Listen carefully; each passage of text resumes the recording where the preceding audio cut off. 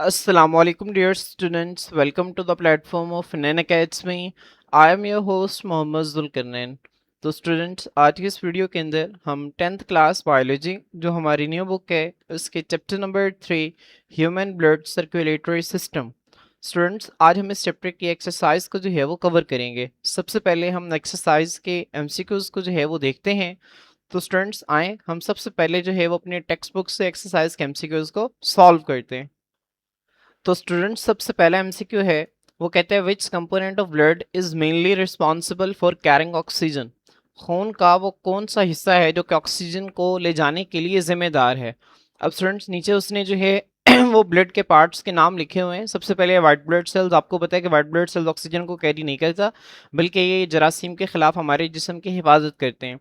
Platelets जो हैं students ये ऑक्सीजन को कैरी नहीं करते बल्कि ये ब्लड क्लॉटिंग का काम करते हैं। रेड ब्लड सेल्स जो हैं स्टूडेंट्स ये ऑक्सीजन और स्मॉल अमाउंट के अंदर कार्बन डाइऑक्साइड को कैरी करते हैं। जबकि जो स्टूडेंट्स प्लाज्मा है ये लिक्विड पोर्शन है ब्लड का जिसके अंदर वाटर, प्रोटीन्स और 1% अदर सब्सटेंसेस जो हैं वो मौजूद होते हैं। तो यहाँ पे स्टूडेंट्स इसका एमसीक्यू नंबर 1 का जो करेक्ट आंसर है वो ऑप्शन सी है। रेड ब्लड सेल्स के अंदर हीमोग्लोबिन प्रोटीन होती है जो कि ऑक्सीजन को कैरी करती है और स्मॉल अमाउंट के अंदर कार्बन डाइऑक्साइड को भी कैरी करती है। इसके बाद स्टूडेंट्स एमसीक्यू नंबर 2 है वो कहता है person with low platelet count is likely to face difficulty in. वो आपको एक कंडीशन देता है, वो कहता है कि एक शख्स है जिसकी बॉडी के अंदर प्लेटलेट जो है उसकी तादाद जो है वो कम हो गई है। प्लेटलेट्स जो है इनकी नॉर्मल काउंट कितना होता है स्टूडेंट्स, 2,50,000 पर मिलीमीटर क्यूब, ये नॉर्मल काउंट है प्लेटलेट्स का। लेकिन एक पर्सन की बॉडी के अंदर जो है वो इससे कम हो गया है, तो अब उसकी बॉडी के अंदर जो है वो कौन सी कंडीशन हो सकती है, उसको किस काम को करने में जो है उसकी बॉडी को मुश्किल पेश आएगी। ऑप्शन ए फाइटिंग इन्फेक्शंस, अगर प्लेटलेट्स कम हो जाते हैं तो क्या उसकी बॉडी को जरासीम के खिलाफ लड़ने में दुश्वारी पेश आएगी। तो स्टूडेंट्स ये बिल्कुल गलत है। अगर वाइट ब्लड सेल्स की कमी होती तो फिर फाइटिंग इन्फेक्शंस में डिफिकल्टी होती। स्टूडेंट्स अगर किसी शख्स की बॉडी के अंदर प्लेटलेट्स की तादाद कम हो जाए तो क्या उसको सांस लेने में मसला होगा? नो, प्लेटलेट्स का और ब्रीथिंग का जो है वो कोई लिंक नहीं है।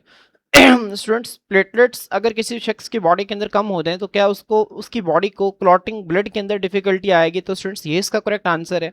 आपको पता है कि जो प्लेटलेट्स हैं हमारी बॉडी के अंदर कहीं पर भी अगर ब्लड वेसल डैमेज होती है तो वहाँ पे प्लेटलेट्स इकट्ठे होते हैं। इकट्ठे होकर वो क्या करते हैं, वो फिब्रिनोजन को फिब्रिन के अंदर कन्वर्ट करते हैं। फिर फिब्रिन जो है वहाँ पे एक जाल बनाती है, उसके अंदर रेड ब्लड सेल्स जो हैं वो फंसते हैं और दोनों मिलकर जो है वो ब्लड क्लॉट बना देते हैं। फिब्रिन और रेड ब्लड सेल्स दोनों मिलकर ब्लड क्लॉट बना देते हैं। तो स्टूडेंट्स इसका जो करेक्ट आंसर होगा वो ऑप्शन सी है।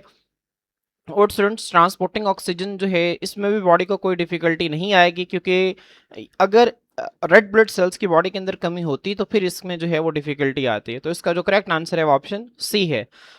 उसके बाद स्टूडेंट्स वो कहते हैं which of the following layer is found in all blood vessels. अब स्टूडेंट्स जब मैंने आपको आर्टरीज, वेन्स और कैपिलरीज पढ़ाई थी तो मैंने आपको बताया था आर्टरीज के अंदर 3 लेयर्स होती हैं। जो आउटर लेयर है वो कनेक्टिव टिश्यू से मिलकर बनी होती है, middle layer smooth muscles and elastic tissue से, और जो सबसे इनर लेयर है एंडोथेलियम से मिलकर बनी होती है। यही स्ट्रक्चर जो है वो वेन के अंदर भी हमने पढ़ा था। कैपिलरीज के अंदर हमने देखा था कि कैपिलरीज के अंदर सिर्फ एंडोथीलियम की एक लेयर मौजूद होती है। तो स्टूडेंट्स यहाँ पे आपको पता चला कि जो एंडोथीलियम है ये ऐसी लेयर है जो कि आर्टरीज के अंदर भी पाई जाती है, वेन्स के अंदर भी पाई जाती है और कैपिलरीज के अंदर भी पाई जाती है। जबकि जो स्मूथ मसल्स हैं कैपिलरीज के अंदर मौजूद नहीं होते। स्केलेटल मसल्स जो हैं स्टूडेंट्स ये किसी भी ब्लड वेसल्स के अंदर मौजूद नहीं होते। और कनेक्टिव टिश्यू जो है स्टूडेंट्स ये आर्टरीज के अंदर होता है, वेन्स के अंदर होता है, लेकिन कैपिलरीज के अंदर मौजूद नहीं होता। तो इसका जो करेक्ट आंसर है वो ऑप्शन बी है। इसके बाद एमसीक्यू नंबर 4 है, वो कहता है which of the following contains deoxygenated blood in an adult human. Students अब वो आपको 4 उसने आपको नाम दे दिए और आपसे पूछ रहा है कि इनमें से किसके अंदर जो है वो डीऑक्सीजनेटेड ब्लड जो है वो मौजूद होगा। अब स्टूडेंट्स लेफ्ट एट्रियम के अंदर आपको पता है कि ऑक्सीजनेटेड ब्लड होता है। पल्मोनरी वेन्स जो हैं वो लंग से ऑक्सीजनेटेड ब्लड लेके आते हैं, तो ये जो है ये गलत है। उसके बाद स्टूडेंट्स यहाँ पे देखें pulmonary artery. Students pulmonary artery के अंदर जो है वो डीऑक्सीजनेटेड ब्लड होता है, तो ये आंसर हमारा बिल्कुल करेक्ट है। जैसे ही राइट वेंट्रिकल कॉन्ट्रैक्ट करता है तो डीऑक्सीजनेटेड ब्लड जो है वो पल्मोनरी आर्टरी के जरिए लंग्स तक चला जाता है ताकि उसको जो है वो ऑक्सीजनेटेड ब्लड के अंदर कन्वर्ट किया जा सके। पल्मोनरी वेन्स के अंदर जो है स्टूडेंट्स डीऑक्सीजनेटेड ब्लड नहीं होता बल्कि इसके अंदर ऑक्सीजनेटेड ब्लड होता है, और ऑक्सीजनेटेड ब्लड पल्मोनरी वेन्स जो हैं वो लेफ्ट एट्रियम में ला के डाल देती हैं। एओर्टा जो है स्टूडेंट्स इसके अंदर भी ऑक्सीजनेटेड ब्लड मौजूद होता है, तो करेक्ट आंसर जो है वो ऑप्शन बी है। उसके बाद स्टूडेंट्स वो कहते हैं when fibrinogen makes blood clot, जब फिब्रिनोजेन जो है ब्लड क्लॉट बनाती है, it separates from blood. Students वो ब्लड से जो है वो सेपरेट हो जाती है और बाकी ब्लड के अंदर जो बचने वाला हिस्सा है इसको हम क्या कहते हैं स्टूडेंट्स? यहाँ पे जो है ये आपकी बुक के अंदर एक साइड बॉक्स बना हुआ था कि अगर ब्लड प्लाज्मा से आप क्या करें, आप स्टूडेंट्स ब्लड प्लाज्मा से अगर क्लॉटिंग फैक्टर्स को निकाल दें, क्लॉटिंग प्रोटीन को निकाल दें, फिब्रिनोजन को निकाल दें, तो बाकी आपके पास जो चीज़ बचती है उसको हम सीरम कहते हैं। क्या कहते हैं स्टूडेंट्स? सीरम कहते हैं। ठीक है, जिसका जो करेक्ट आंसर है वो ऑप्शन सी है। प्लाज्मा जो है स्टूडेंट्स इसका आंसर नहीं होगा। प्लाज्मा जो है वो हम ब्लड सेल्स के अलावा बाकी ब्लड का जितना भी लिक्विड पोर्शन है उसको हम प्लाज्मा कहते हैं, तो ये इसका आंसर नहीं होगा। लिम्फ क्या होता है स्टूडेंट्स? ये वो फ्लूइड है जो कि लिम्फेटिक सिस्टम में फ्लो करता है, ये भी इसका आंसर नहीं है। पस क्या होता है स्टूडेंट्स? पस जो है वो रेशे को कहते हैं। ये वो मटेरियल है जो कि वाइट ब्लड सेल्स के और जरासीम के खिलाफ लड़ाई के नतीजा में बनता है, तो इसका जो करेक्ट आंसर है वो ऑप्शन सी है। एमसीक्यू नंबर 6 है, वो कहते हैं which heart chamber has the thickest walls, कौन सा दिल का खाना है जिसकी दीवारें सबसे मोटी होती हैं? तो स्टूडेंट्स आपको पता है कि जो लेफ्ट वेंट्रिकल है उसकी दीवारें सबसे मोटी होती हैं। क्यों मोटी होती हैं? क्योंकि जब ये कॉन्ट्रैक्ट करता है तो उसने सारी बॉडी को, लंग्स के अलावा बाकी सारी बॉडी को जो है वो उसने ऑक्सीजनेटेड ब्लड जो है उसको सप्लाई करना होता है। ठीक है, तो लेफ्ट वेंट्रिकल जो है स्टूडेंट्स आपने इसको याद रखना है, इसकी दीवारें सबसे थिक होती हैं। उसके बाद है the exchange of materials between the blood and tissues occurs in, blood और टिश्यूज के दरमियान जो चीज़ों का तबादला है वो कहाँ पे होता है? अब स्टूडेंट्स जहाँ पर भी एक्सचेंज ऑफ मटेरियल्स का वर्ड आ जाता है ना, it means that we are talking about capillaries. इसका मतलब ये है कि कैपिलरीज की बात हो रही है, तो इसका जो करेक्ट आंसर होगा वो ऑप्शन सी होगा। एमसीक्यू नंबर 8 है स्टूडेंट्स, एमसीक्यू नंबर 8 में जो है वो कहता है कि which all veins carry oxygenated blood except, वो कहता है कि तमाम वेन्स जो हैं उनके अंदर जो है वो ऑक्सीजनेटेड ब्लड होता है सिवाय किसके? अब यहाँ पे देखें वेना कैवा, वेना कैवा के अंदर जो है स्टूडेंट्स डिऑक्सीजनेटेड ब्लड है। ठीक है, तो ये गलत है, इसके अंदर डिऑक्सीजनेटेड ब्लड है। हेपाटिक पोर्टल वेन स्टूडेंट्स, इसके अंदर भी डिऑक्सीजनेटेड ब्लड होता है, ये भी गलत है। पल्मोनरी वेन स्टूडेंट्स, यही इसका करेक्ट आंसर है। पल्मोनरी वेन ऐसी वेन है जिसके अंदर ऑक्सीजनेटेड ब्लड मौजूद होता है, जो कि लंग से ऑक्सीजनेटेड ब्लड आता है और इसको लेफ्ट एट्रियम में लाके डाल देती है, तो इसका जो करेक्ट आंसर है ऑप्शन सी है। और रिनल वेन के अंदर भी ऑक्सीजनेटेड ब्लड मौजूद होता है, जो कि किडनी से जो है वो ऑक्सीजनेटेड ब्लड को कलेक्ट करके इंफीरियर वेना कैवा में डालती है। तो स्टूडेंट्स अगला एमसीक्यू नंबर 9 है, वो कहते हैं myocardial infarction is due to blockage of blood flow in. Myocardial infarction जो है आम जुबान में इसको हार्ट अटैक कहते हैं, ये किसके अंदर ब्लॉकेज की वजह से आता है? तो स्टूडेंट्स आपको पता है कि कोरोनरी आर्टरी जो है इसके अंदर अगर ब्लॉकेज आ जाए तो दिल के मसल्स को ऑक्सीजन की सप्लाई में मसला आता है, जिसकी वजह से पोर्शन ऑफ हार्ट टिश्यू जो है उसकी डेथ हो जाती है, इसी को हम मायोकार्डियल इन्फारेक्शन कहते हैं। तो कोरोनरी आर्टरी के अंदर अगर ब्लड फ्लो में ब्लॉकेज आ जाए तो इससे मायोकार्डियल इन्फारेक्शन हो सकता है, तो इसका जो करेक्ट आंसर है ऑप्शन सी है। एमसीक्यू नंबर 10 है स्टूडेंट्स, वो कहते हैं if the bicuspid valve is damage, अगर बाइकस्पिड वाल्व जो है वो खराब हो जाए विच flow of blood will be affected. अब स्टूडेंट्स आपको पता है कि जो बाइकस्पिड वाल्व है, आप यहाँ पे देख सकते हैं बाइकस्पिड वाल्व जो है ये लेफ्ट एट्रियम और लेफ्ट वेंट्रिकल के दरमियान में मौजूद होती है, जो आपको नजर आ रहा है ना, this is the bicuspid valve. अब स्टूडेंट्स ये जो बाइकस्पिड वाल्व है ये लेफ्ट एट्रियम और लेफ्ट वेंट्रिकल के दरमियान ब्लड फ्लो को कंट्रोल करती है। अब अगर यहाँ पे ये खराब हो गई है तो लेफ्ट एट्रियम और लेफ्ट वेंट्रिकल के दरमियान ब्लड के फ्लो में जो है वो प्रॉब्लम आएगी। तो यहाँ पे देखें from left atrium to left ventricle, students option A इसका करेक्ट आंसर है। From right atrium to right ventricle ये गलत है। बाइकस्पिड वाल्व का राइट एट्रियम और राइट वेंट्रिकल के साथ कोई ताल्लुक नहीं है। अलबत्ता अगर ट्राइकस्पिड वाल्व का लफ्ज वो इस्तेमाल करता तो करेक्ट आंसर हमारा ऑप्शन बी होता। From left ventricle to aorta, students ये भी गलत है। लेफ्ट वेंट्रिकल टू एओर्टा जो है, लेफ्ट वेंट्रिकल से एओर्टा में एओर्टिक सेमिल्यूनर वाल्व जो है वो इन्वॉल्व होती है। ठीक है, वहां पे बाइकस्पिड वाल्व का ताल्लुक नहीं है। From lungs to left atrium, lungs से लेफ्ट एट्रियम तक, तो स्टूडेंट्स ये भी गलत है, तो इसका जो करेक्ट आंसर है वो ऑप्शन ए है। तो स्टूडेंट्स आए अब हम जो है वो अपने एक्सरसाइज के शॉर्ट क्वेश्चंस को जो है वो कवर करते हैं, उसके बाद जो है वो फिर हम इसी लेक्चर के लास्ट पे इन्क्वेस्टिव क्वेश्चंस जो है इनको भी कवर करेंगे। तो स्टूडेंट्स आए अब हम जो है बाकायदा शॉर्ट क्वेश्चंस का जो है वो आगाज़ करते हैं। स्टूडेंट्स सबसे पहला शॉर्ट क्वेश्चन है वो आपसे कहते हैं कि आपने ब्लड के अंदर जो सेल्स मौजूद हैं उनकी आपने टाइप्स लिखनी है उनके फंक्शंस के साथ। अब हमारे ब्लड के अंदर जो है वो 3 तरह के सेल्स होते हैं, एक को हम रेड ब्लड सेल्स कहते हैं, एक को हम वाइट ब्लड सेल्स कहते हैं। प्लेटलेट्स जो हैं ये सेल्स नहीं होते बल्कि सेल लाइक बॉडीज होती हैं। ठीक है, आपने इसको भी याद रखना है। रेड ब्लड सेल्स को हम एरिथ्रोसाइट्स भी कहते हैं, व्हाइट ब्लड सेल्स को हम ल्यूकोसाइट्स भी कहते हैं और प्लेटलेट्स को हम थ्रोम्बोसाइट्स भी कहते हैं। अब स्टूडेंट्स इसका काम क्या है? रेड ब्लड सेल्स ऑक्सीजन और कार्बन डाइऑक्साइड को ट्रांसपोर्ट करता है, व्हाइट ब्लड सेल्स जो है वो जरासीम के खिलाफ हमारे जिस्म की हिफाजत करता है, प्लेटलेट्स जो है ये खून को जमाने का काम करते हैं। तो स्टूडेंट्स आपने शॉर्ट क्वेश्चन के अंदर जो है वो इसी को याद करना है। अब स्टूडेंट्स अगर वो आपसे कहता है शॉर्ट क्वेश्चन के अंदर कि आपने व्हाइट ब्लड सेल्स की टाइप्स लिखनी है, तो उसका स्टूडेंट्स मैं आपको during the lecture white blood cells के अंदर जो है वो मैं आपको बता चुका हूँ कि आप उसके टाइप्स, उसके फंक्शन जो है उसको आपने कैसे लिखना है। तो स्टूडेंट्स आप वो लेक्चर में जो है वो उसको सुन सकते हैं। उसके बाद दूसरा शॉर्ट क्वेश्चन है, वो आपसे कहता है कि एट्रिया और वेंट्रिकल्स के अंदर फर्क करना है। तो स्टूडेंट्स यहाँ पे आपने 3 फर्क जो है वो लिखने हैं। एट्रिया जो है ये क्या होते हैं, दिल के ऊपर वाले खाने होते हैं, जबकि वेंट्रिकल्स जो हैं ये दिल के नीचे वाले खाने होते हैं। अब एट्रिया क्या करते हैं स्टूडेंट्स, ये खून को रिसीव करते हैं। कहाँ से रिसीव करते हैं, बॉडी से और लंग्स से। अब आपको पता है स्टूडेंट्स कि जो राइट एट्रियम है वो बॉडी से जो है वो ब्लड को रिसीव करते हैं, जबकि जो लेफ्ट एट्रियम है वो लंग से ब्लड को रिसीव करते हैं। और इसी तरह वेंट्रिकल जो है स्टूडेंट्स ये पंप करते हैं ब्लड को बॉडी में और लंग्स में। अब आपको पता है कि जो राइट वेंट्रिकल है वो लंग्स को भेजता है ब्लड को, जबकि जो स्टूडेंट्स एओर्टा है, एओर्टा के जरिए जो है जब लेफ्ट वेंट्रिकल कॉन्ट्रैक्ट करता है तो एओर्टा के जरिए जो ब्लड है वो फिर सारी बॉडी को जो है वो मुंतकिल होता है। एट्रिया जो है स्टूडेंट्स इनकी थिन मस्कुलर वाल्व्स होती हैं, जबकि वेंट्रिकल्स की जो है वो थिक मस्कुलर वाल्व्स होती हैं। तो स्टूडेंट्स आपने इसको जो है वो शॉर्ट क्वेश्चन के लिए इसी तरह से अच्छी तरह से याद रखना है कि इंपॉर्टेंट डिफरेंस के तौर पर आपसे पूछा जा सकता है। उसके बाद स्टूडेंट्स क्वेश्चन नंबर 3 है, वो आपसे कहते हैं कि flow of blood from vena cava to various body parts को आपने ट्रेस करना है। तो स्टूडेंट्स आप लोगों ने इसको लाजमी अपनी नोटबुक्स के ऊपर लिख लेना है। सबसे पहले स्टूडेंट्स वेना कैवा है, superior vena cava, inferior vena cava deoxygenated blood को कलेक्ट करके कहाँ पे डाल देते हैं, राइट एट्रियम में डाल देते हैं। राइट एट्रियम से ट्राइकस्पिड वाल्व के जरिए जो ब्लड है वो कहाँ पे जाता है, राइट वेंट्रिकल में जाता है। राइट वेंट्रिकल से पल्मोनरी सेमिल्यूनर वाल्व के जरिए जो ब्लड है वो पल्मोनरी आर्टरी के अंदर जाता है। पल्मोनरी आर्टरी से जो ब्लड है वो लंग्स के पास जाता है। लंग्स के लेवल पे जो है वो गैसों का तबादला होता है, गैसियस एक्सचेंज होता है। डीऑक्सीजनेटेड ब्लड को जो है वो कन्वर्ट कर दिया जाता है ऑक्सीजनेटेड ब्लड के अंदर। ठीक है, तो स्टूडेंट्स अब यहाँ तक जो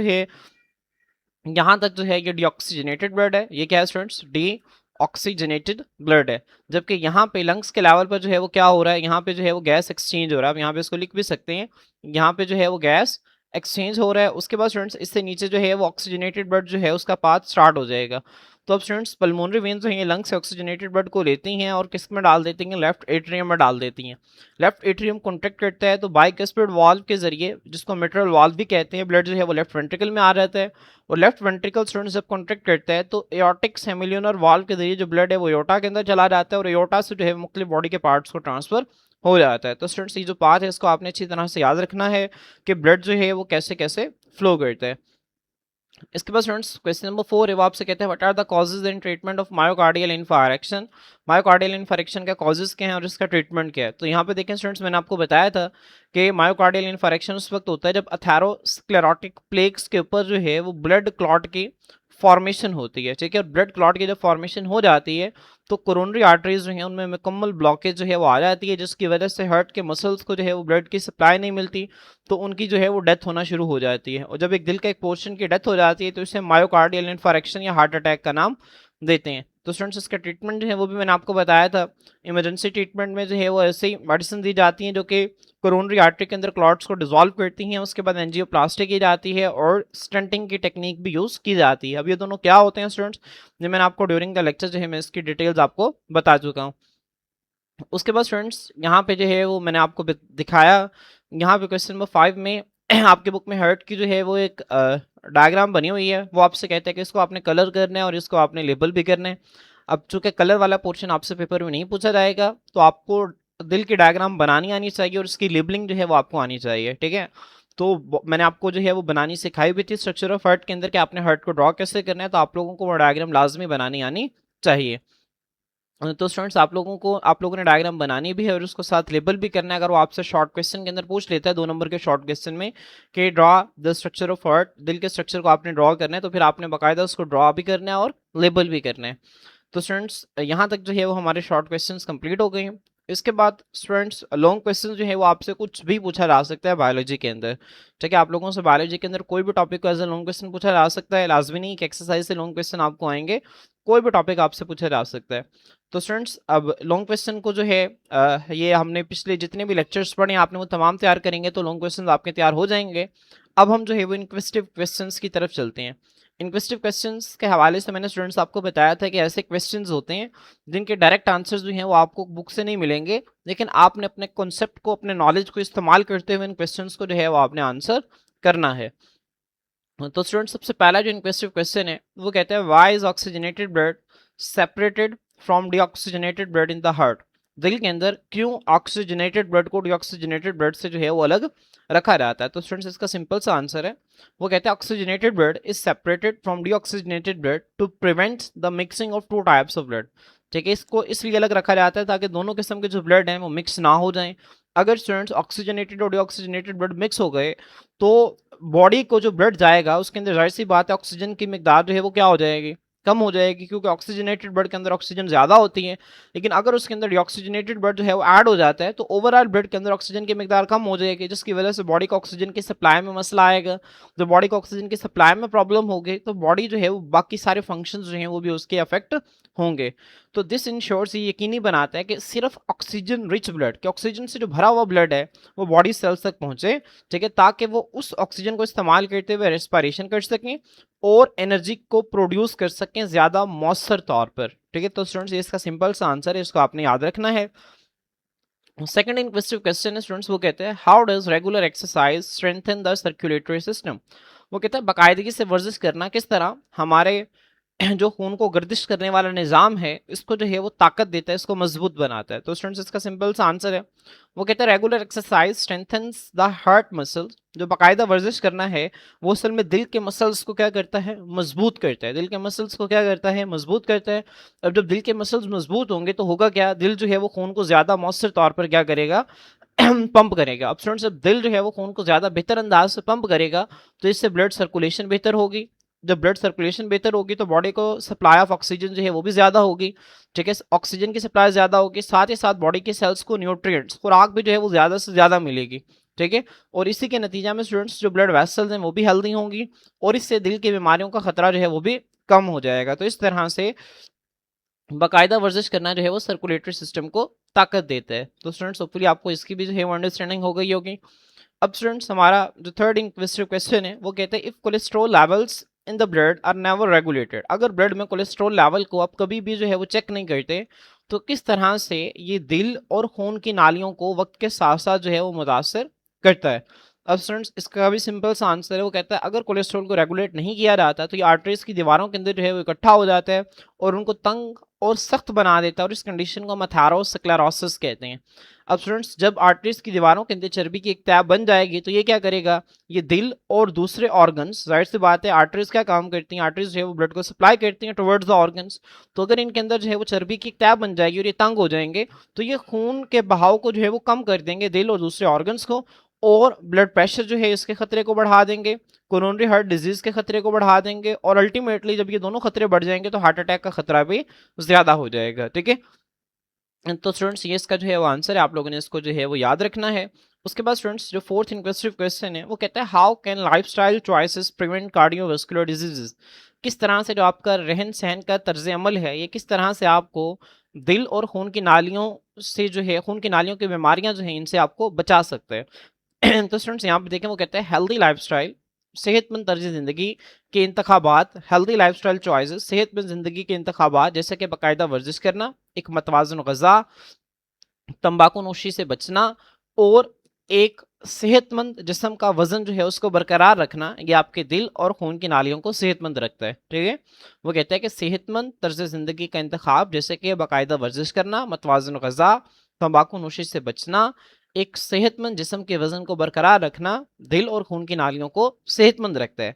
अब ये जो आदात हैं ये क्या करती हैं, ये कार्डियोवास्कुलर डिजीजेस के खतरे को कम करती हैं। कैसे, ब्लड सर्कुलेशन को जो है वो बढ़ाकर, और दूसरा आर्टरीज की दीवारों के अंदर ये जो चिकनाई है, ये जो चर्बी है, इसके इकट्ठे होने को रोककर जो है ये आपकी बॉडी के अंदर जो है वो कार्डियोवास्कुलर डिजीज से आपको, इसके खतरे को आपकी बॉडी के अंदर कम करते हैं। तो स्टूडेंट्स होपफुली आपको इन्क्वेस्टिव क्वेश्चंस की जो है वो भी अच्छी अंडरस्टैंडिंग हो गई होगी इंशाल्लाह। स्टूडेंट्स अब हम नेक्स्ट लेक्चर के अंदर नेक्स्ट चैप्टर को जो है वो स्टार्ट करेंगे। आज के लिए इतना ही, अल्लाह हाफिज़।